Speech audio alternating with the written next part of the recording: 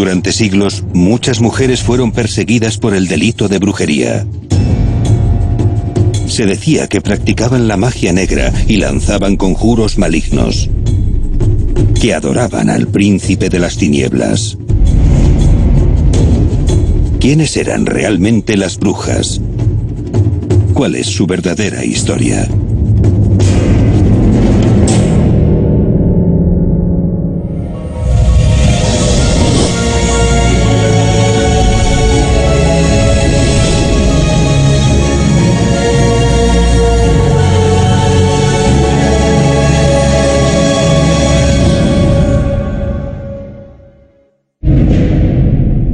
Siempre tenemos la idea de que van en sus escobas volando. Lo que se decía era que invocaban al diablo. Nos la van a presentar también con un aspecto físico que nos va a inspirar temor, incluso repulsión. La bruja es el personaje más controvertido de la mitología. Su leyenda tuvo consecuencias en la vida de miles de mujeres. Siempre hemos tenido una idea negativa de las brujas, pero realmente habría que explicarlo. ¿Cuánto hay de superstición y cuánto de verdad? ¿Qué es realmente una bruja? Por bruja, si somos puristas y nos vamos al diccionario de la Real Academia, sería aquella mujer que hace un pacto con el diablo para tener poderes extraordinarios. El término bruja es un término relativamente moderno, aparece en el siglo XIII, se empieza a popularizar en el siglo XIV, lo que no quiere decir que no hubiera brujas anteriormente, pero tenían otro nombre. Hasta entonces existía la hechicería, las hechiceras. Siempre ha habido mujeres que a través de una serie de pactos tenían poder sobre su entorno, hasta el punto de hacer maleficios y de hacer hechizos. Fueron los primeros rituales de la humanidad. Nos vamos a épocas prehistóricas. Porque la mujer es la que siempre ha sido la representante de la magia. Porque la magia que ella crea no la podemos hacer los hombres, es la vida.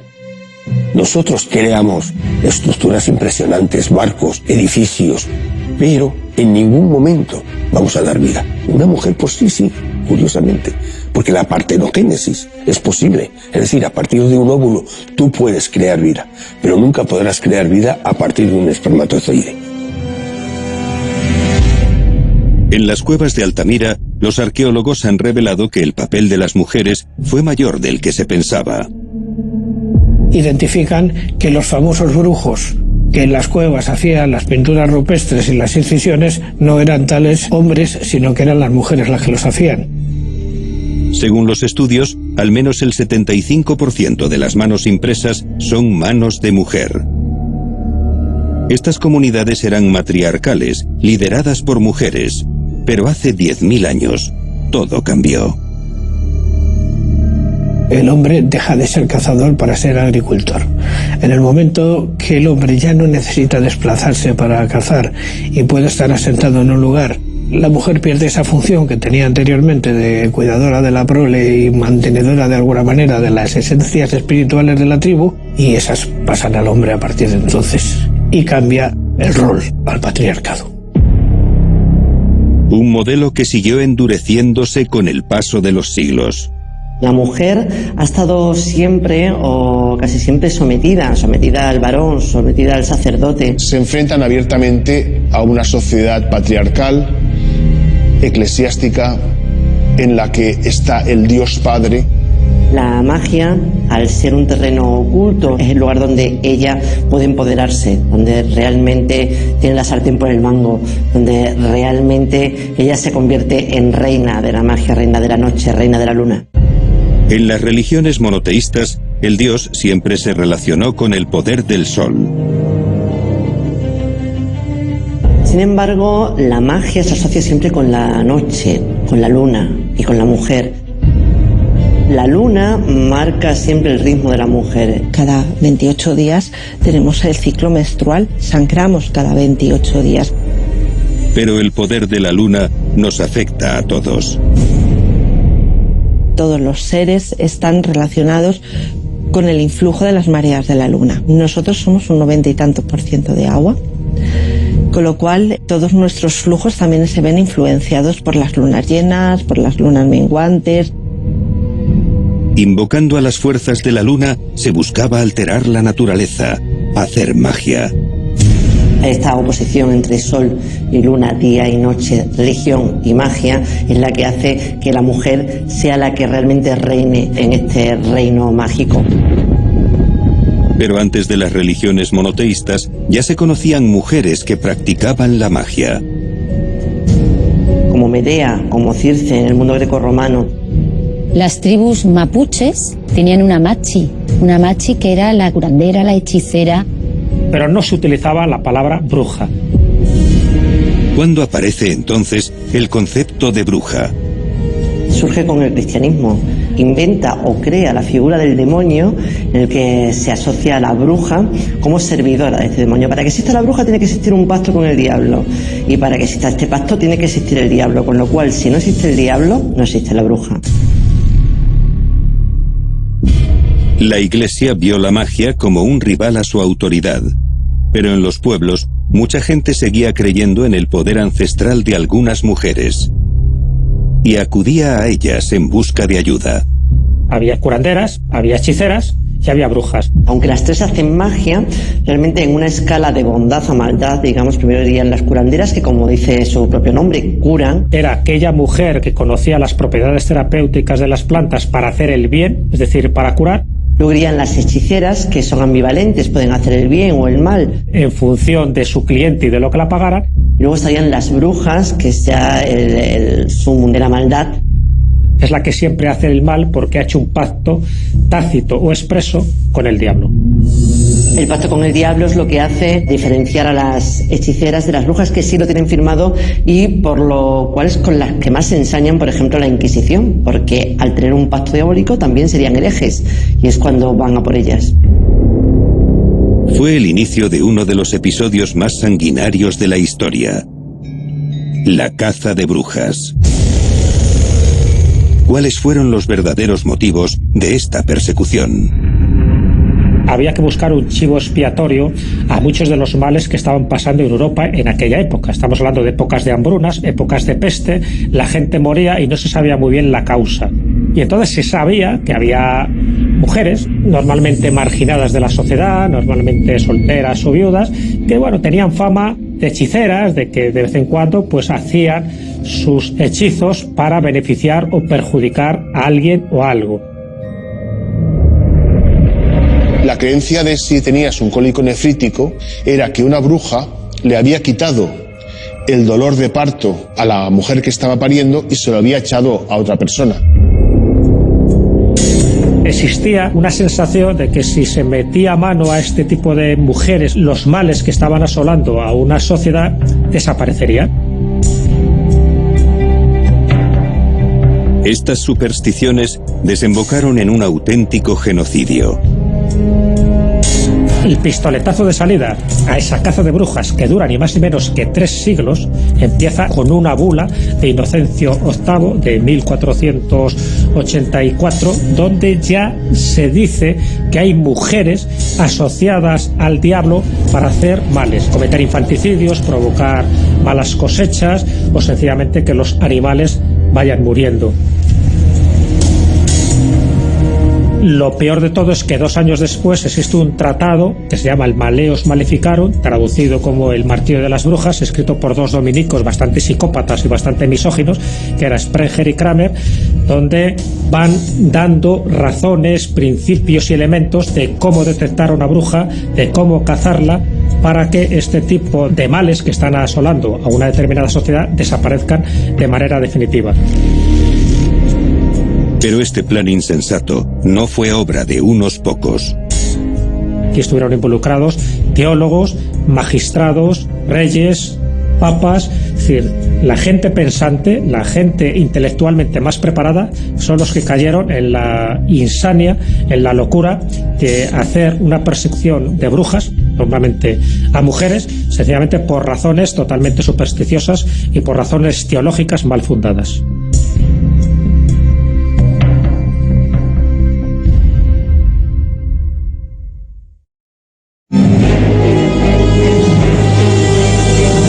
Entre el siglo XV y XVIII, Más de 50.000 mujeres fueron condenadas a muerte por brujería en Europa. Muchas más fueron encarceladas y torturadas. Aunque en principio, el delito de brujería era también aplicable a los hombres. Siguiendo los documentos inquisitoriales, los autos de fe, aparecen muchas más mujeres que hombres que se dedican a estos menesteres. Claro, la pregunta es ¿por qué hay más causas contra mujeres que contra hombres? Cuando también se habla de brujos, que también tenían las mismas razones para ser encausados. La respuesta la encontramos en las primeras páginas de un libro. A la mujer se la denigraba, incluso en tratados teológicos, pensando que lo que hizo Eva en el paraíso, fíjate, nos tenemos que remontar al Génesis, pues eso generó todo un pecado que recayó en el género femenino. Se pensaba que las mujeres eran más susceptibles para ser engañadas por el diablo y de tentar al hombre para también llevarle a su redil. Por eso el 80% de los juicios que se hicieron tanto en el mundo católico como en el mundo protestante eran mujeres. Esta misoginia fue el pensamiento común durante siglos. Una vez se puso en marcha la caza de brujas, aparecieron nuevos profesionales. Existían los cazadores de brujas en España. En los documentos inquisitoriales encontramos la figura de Pedro de los Reyes, el cazador de brujas de Extremadura. Era de Llerena, natural de Llerena, y se dedicaba precisamente a detectar a mujeres que él creía que eran brujas en función de un lunar que tenía en la rabadilla o al mirarle el ojo y tener la pupila a lo mejor un poquito dilatada. Todo podía ser una excusa para asociar a aquellas mujeres con el diablo. El tener 6 dedos, cualquier deformación física era sinónimo de brujería. La justicia muchas veces no hacía preguntas. La Inquisición, simplemente con escuchar al cazador de brujas, ya le daba paso. A partir de ese momento, solo tenían que obtener una confesión. Las mazmorras de la Inquisición eran el lugar más temido por el pueblo. Los verdugos habían refinado todo tipo de torturas. Las más utilizadas eran el potro, donde se te podían romper brazos, piernas. Te podías encontrar la tortura de la toca, donde te echaban también en el potro atado de pies y manos, te ponían una gasa en la boca, te ponían un embudo y comenzaban a echarte agua destilada. Podías reventar, porque no podías expulsar el agua. Y el inquisidor te decía, ¿realmente has practicado la brujería? Dime un sí cerrando los ojos. El no, ábrelos. ¿Era verdad? ¿No era verdad? La Inquisición decide. A lo mejor realmente no había hecho absolutamente nada y había sido una denuncia falsa, pero bajo tortura, a ti o a mí nos ponen en el potro y cantamos todo lo que haya que cantar. Aquellos tormentos podían prolongarse durante días, semanas, hasta que el cuerpo aguantase. También tenemos la polea, que sería la garrucha que le llamaban, ¿no? Donde ataban al reo con las manos atrás, lo elevaban y luego lo dejaban caer sin tocar el suelo. En aquellos lugares, los actos de mayor crueldad estaban permitidos. Solo existía una norma.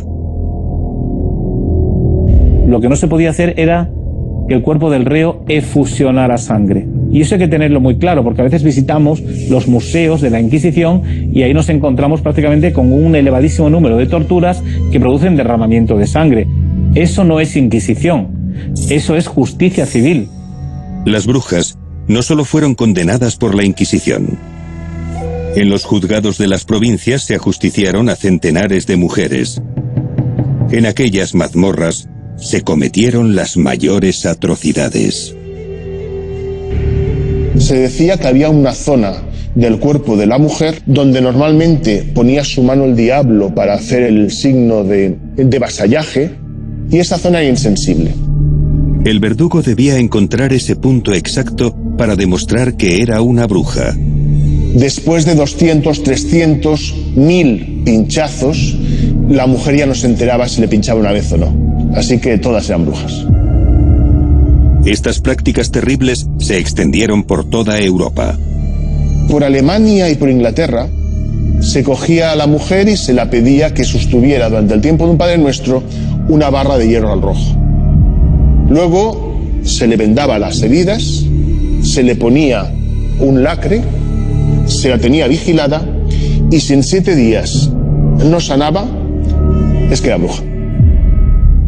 Muchas mujeres no salieron vivas de los interrogatorios. La caza de brujas es una mancha que todavía pesa en la conciencia de la humanidad. Un término que se sigue usando en los casos de persecución injustificada y que solo debería ser recordado para evitar que se vuelva a producir.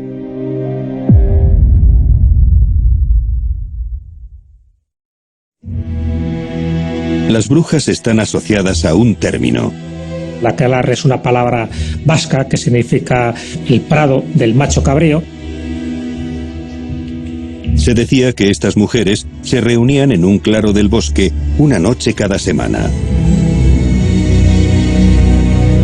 Las brujas iban aumentando sus conocimientos y ahí practicaban todos sus hechizos. Los aquelarres están rodeados de misterio. Es difícil separar la verdad de la leyenda. Encontramos estas ceremonias descritas en las actas inquisitoriales. Según las crónicas, en localidades como Cernégula, en Burgos, se practicaban estos rituales ancestrales. ¿Qué se supone científicamente que eran los aquelarres? Restos de las tradiciones paganas, anteriores incluso a los romanos, de fertilidad. Estas mujeres mantenían vivos algunos de los rituales más antiguos de la humanidad. Estos cultos a la fertilidad, que se pueden entroncar incluso con un origen neolítico, en el sentido de que la mujer es la madre tierra y por tanto hay un vínculo entre las dos, la Iglesia no podía permitirlo. En los documentos de la Inquisición se dan detalles de una misteriosa figura que dirigía aquellas ceremonias. Un ser mitad hombre, mitad bestia. ¿Qué podría representar? Evidentemente alguien tiene que presidir aquello. No lo puede presidir Cristo, una virgen o Dios. Ese es el macho cabrío, porque el macho cabrío por los cuernos, es decir, ahí nos tenemos que remontar a los dioses paganos cornudos como Cernunos, en la mitología celta, siempre se asociaban también a los entes tectónicos de la naturaleza, que con el cristianismo todo aquello que tenía cuernos y tenía rabo se convierten en diablo. La Iglesia Católica lo que hizo fue demonizar a los antiguos dioses. Es decir, el concepto del demonio como con patas de cabra y cuernos es una imagen que puede ser cualquiera de los dioses astados, Cernunos, Pan. ¿Qué tenían estos animales para ser objeto de culto? Bien el ciervo, el toro, la cabra, el animal astado siempre ha sido un representante de la fuerza salvaje de la vida. Cuando ponían la imagen a las antiguas brujas y decían, es que ese es el demonio, y decían, claro, pues vale, sí, yo adoro al demonio, porque para ellas no era un demonio, era su dios, era el dios de la naturaleza. Muchos de los procesos inquisitoriales se las consideran que son idólatras porque no adoran al dios verdadero, sino que adorarían, en este caso, al macho cabrío. Poco a poco, la Iglesia convirtió todos aquellos dioses en encarnaciones del maligno. Por ejemplo, Lucifer no deja de ser nada más que Venus luciferina, que es la portadora de la luz. Astaroth, que es un demonio muy famoso, no deja de ser una forma de adulterar y llamar a la diosa Astarte como abominación. La Iglesia había encontrado las formas más convenientes de representar al demonio.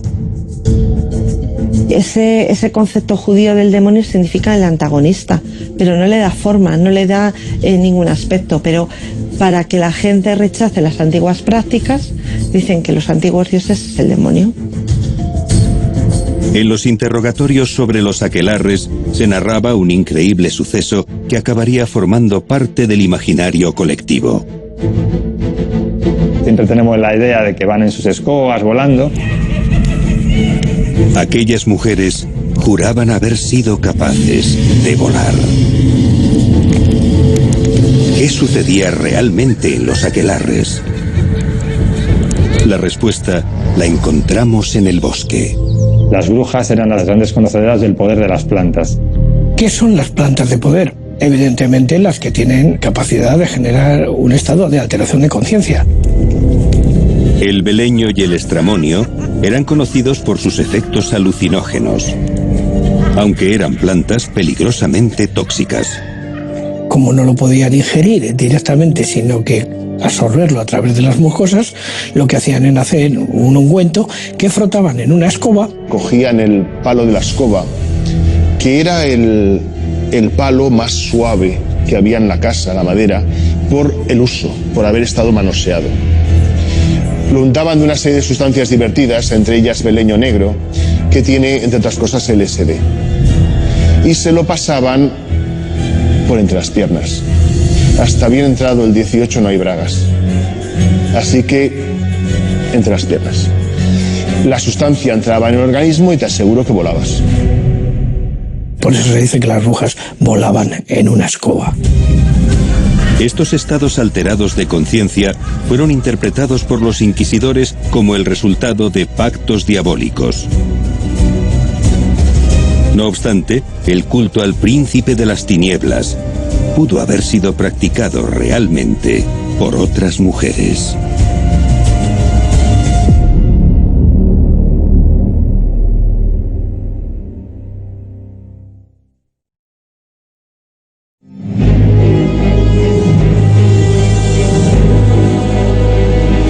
La Inquisición condenó a las brujas por pactar con el diablo. La mayoría fueron falsas acusaciones, pero no todas. Y sucedieron en el lugar más inesperado. Se han estudiado casos reales de monjas que adoraban al demonio. ¿Qué llevó a aquellas mujeres a tomar ese camino? Querer salir del convento. Es decir, aquí en España, hasta hace muy poco, hasta prácticamente el siglo XIX, el primer hijo de un matrimonio tenía que ser fraile o cura, y si era niña tenía que ser monja, porque eso le daba caché a la familia. Y a partir de ahí te encuentras con que niños de 3 años, de 4 años están en los conventos, o niñas de esa misma edad también dentro de los conventos. Cuando tienen 13 o 14 años, la vocación como tal no aparece y lo que menos quieren es estar en ese antro. Quieren salir de ahí. Para ellos, precisamente, hacen lo contrario para lo que entraron. Se le impone la cruz, pero ellos van a tomar otros derroteros, van a pactar con el demonio. Era el príncipe de las tinieblas. ¿Qué significaba realmente el diablo? A nivel etimológico procede de diabolei, es decir, de lo que te separa, te desune. ¿Desune de qué? De la divinidad. Entonces, todo lo separativo es diabólico, a diferencia del símbolo que viene de simbolei, que es aquello que te une. En los monasterios se estudiaba el poder de Dios, pero también el poder del diablo. Y algunos miembros del clero se vieron tentados por ese poder. Son realmente los únicos que pueden pactar con el demonio de una forma veraz. ¿Por qué? Porque los grandes grimorios, los grandes libros de magia, que estaban prohibidos por la Inquisición, muchas veces llegaban a los conventos a través de determinados frailes que eran encargados precisamente de hacerlos desaparecer, de quemarlos, pero no los quemaban, sino que los guardaban y los acercaban a determinados conventos. Y claro, había mujeres y hombres que dentro de los cenobios pactan con el demonio y escriben el pacto con su propia sangre. Yo, fulano de tal, entrego mi alma al diablo a cambio de placeres, de favores, de riqueza. Estos pactos iban continuados de ceremonias en honor a su nuevo señor oscuro. Un remedo, una burla, una parodia de la Eucaristía cristiana. Las cruces invierten, hay una profanación de las hostias sagradas y luego, para terminar, en un banquete y en una orgía. En las actas inquisitoriales encontramos varios casos de monjas satánicas. Uno de ellos sucedió en 1743 en un pueblo de Navarra. Las monjas de Corellas eran un grupo de 14 monjas, de las cuales 6 eran satánicas. Tenían 2 comportamientos: el satánico por un lado en los momentos que a ellas les interesaban, pero cuando estaban con las otras monjas demostraban ser más cristianas que nadie. Es uno de los casos mejor documentados y encontramos nombres y apellidos. A la cabeza estaba la madre Águeda, que era la lideresa del grupo. Las monjas redactaron un pacto con Satanás buscando obtener placeres y poderes especiales. Su misión era precisamente actuar en favor del demonio por ese pacto que todas ellas habían hecho. A partir de entonces, aquellas monjas hicieron todo lo contrario a lo que ordenaban sus votos. Salían del convento por la noche para practicar la fornicación. Esto equivalía a que estas monjas quedaban embarazadas, no solamente ya con gente de la calle, sino también con albañiles que venían a hacer obras al propio convento y frailes que también acudían, confesores de ellas. Y a partir de ahí te encuentras con que todos los niños que nacían en el convento, estas monjas lo asesinaban, directamente los ahogaban, porque para ellas lo que estaban haciendo era la semilla del diablo.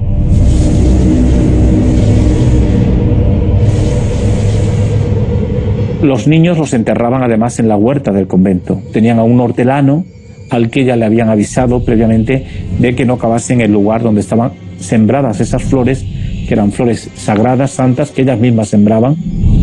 Cuando la Inquisición entró al trapo contra estas monjas por denuncia de algunas de las otras monjas que se dieron cuenta de lo que estaba sucediendo, las torturan, y una vez que torturan a las monjas, ellas dicen dónde están los fetos, realmente, y todo lo que habían hecho. Van, desentierran y sacan 32 bebés. 32 esqueletos de niños, de fetos, que habían sido asesinados por estas monjas satánicas de Corella. Eran carmelitas descalzas.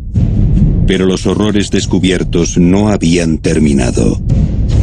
Cuando entraron en sus celdas, los inquisidores, para inspeccionar a ver qué había por allí, se encontraron botes de formol con trocitos de bebés, con unto de bebé, es decir, la grasa con las que ellas hacían determinados ungüentos para curarse heridas, dicen que cicatrizaban, para su propia piel.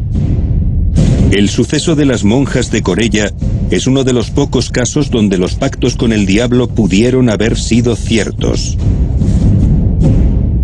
Y no obstante, el suceso no fue descubierto hasta nuestros días.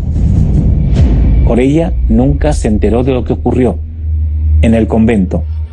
¿Por qué? Porque había que salvaguardar la honra del hábito. Por lo tanto, la Inquisición jamás daría un espectáculo de estas monjas ni las sacaría a cadalso para ser enjuiciadas públicamente. Pero en la misma Navarra, fuera de los monasterios, se produjo el juicio por brujería más recordado de la historia de España.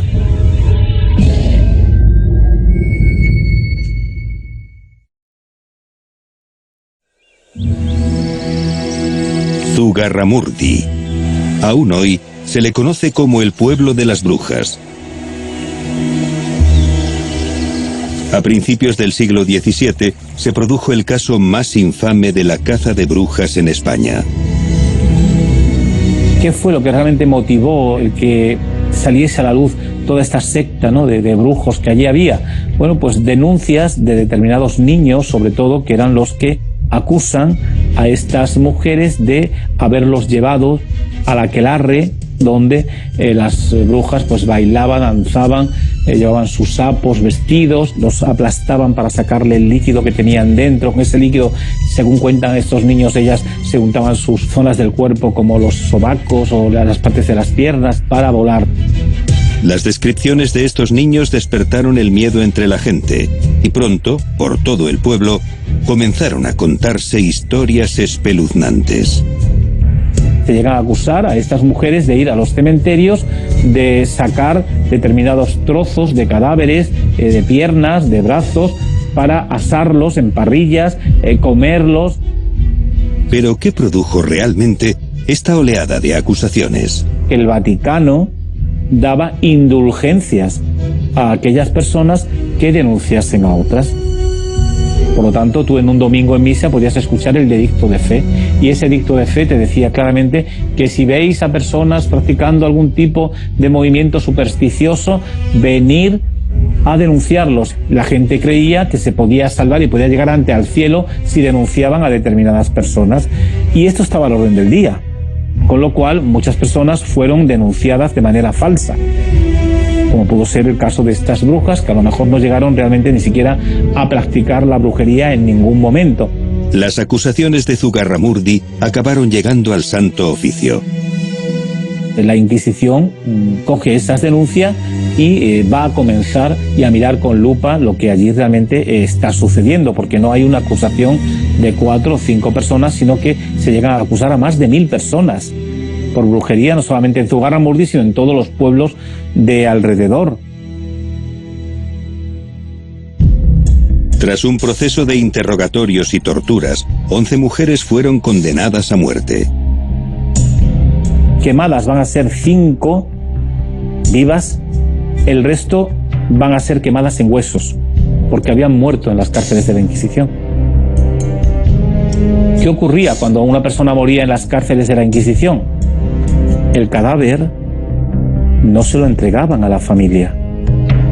La Inquisición tenía un cementerio donde enterraban estos cuerpos, y el día que se iba a celebrar el auto de fe, como este de Logroño de 1610, se desenterraban los cadáveres de estas brujas, se le hacía un pelele, un muñeco de cartón, al que le pondrían el San Benito correspondiente, el capirote y el hábito, y un letrero en el pecho con el nombre de la bruja, la herejía que había cometido y el año en que iba a ser enjuiciada.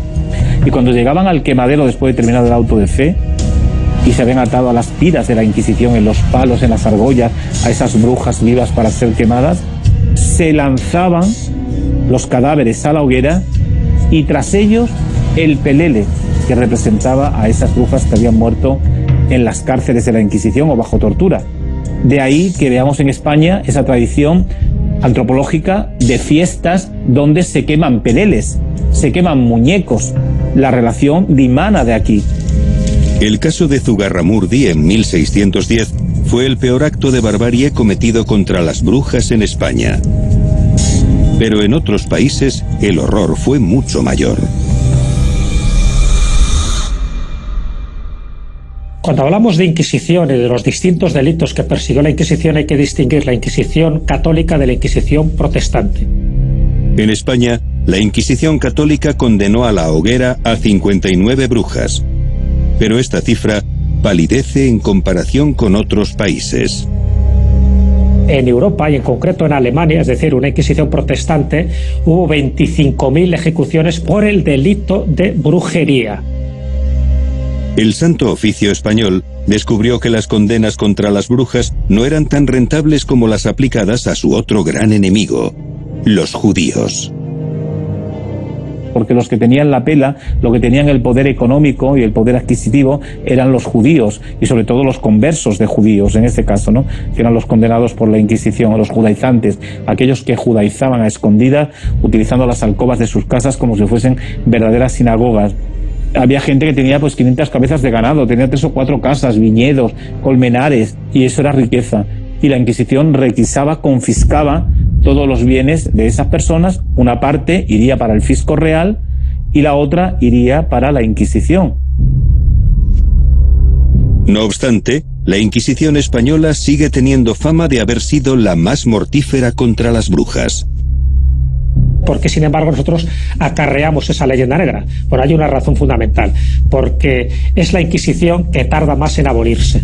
Aquí la Inquisición española, por culpa de Fernando VII, se abole muy tarde. No es hasta que muere Fernando VII, que muere en 1833, y sobre todo con la regencia de María Cristina, cuando ya desaparece al año siguiente. Eso nos causó un daño tremendo, porque los enemigos de España siempre asociaban a la Inquisición pues todos los males, que eran unos sanguinarios, y que aquí estábamos matando herejes y a brujas continuamente. En España fuimos sanguinarios con otro tipo de delitos y de víctimas, pero no tanto con las brujas.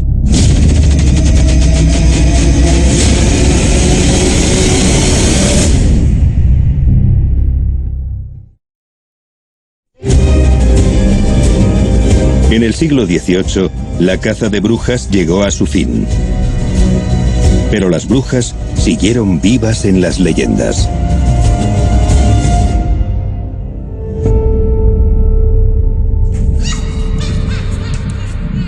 El personaje de la bruja, en los cuentos nos lo presentan como un ser malvado.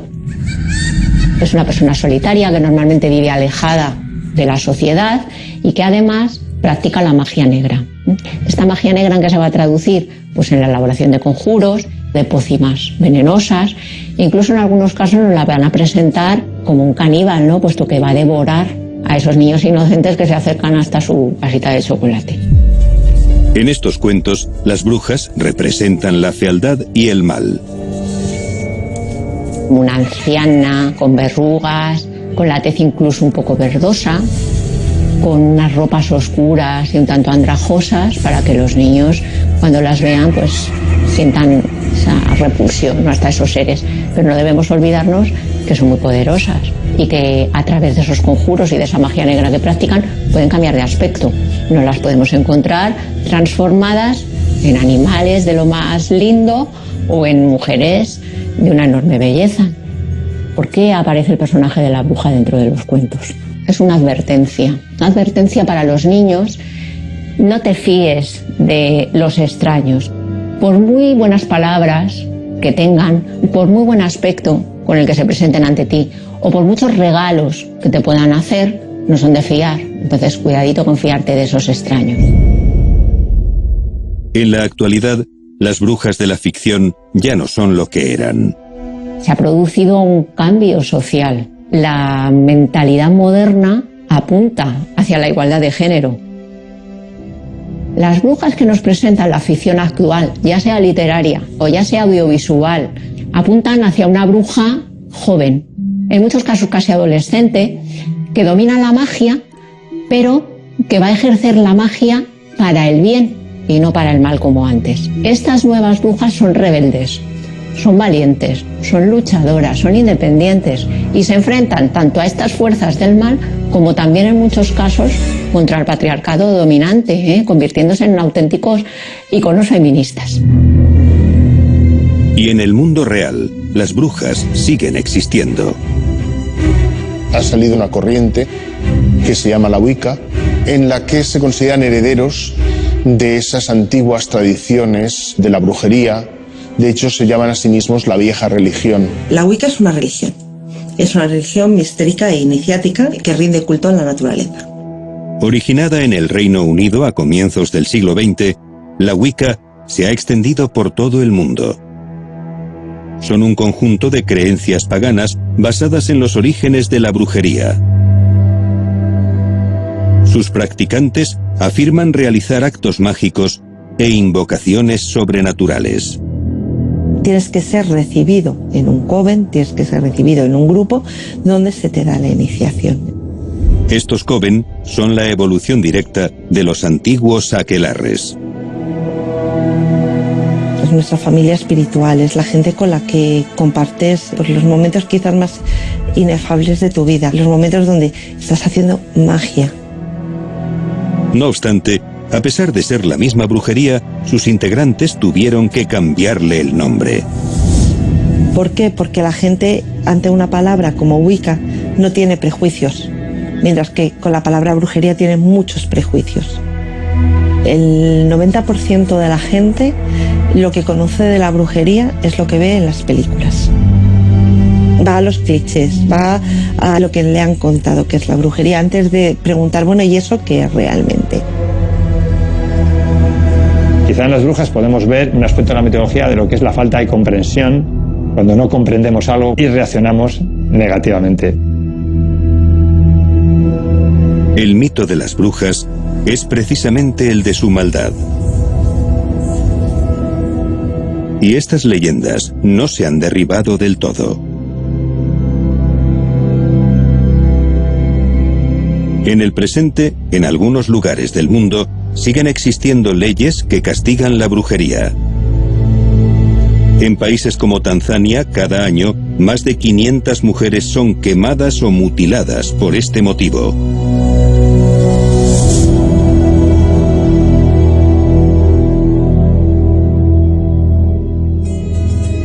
Pese a todos los males sufridos, las brujas nunca han llegado a desaparecer. Su misteriosa presencia nos lleva acompañando desde los orígenes de la humanidad. Poseen una sabiduría más anciana que el mismo cielo y las estrellas.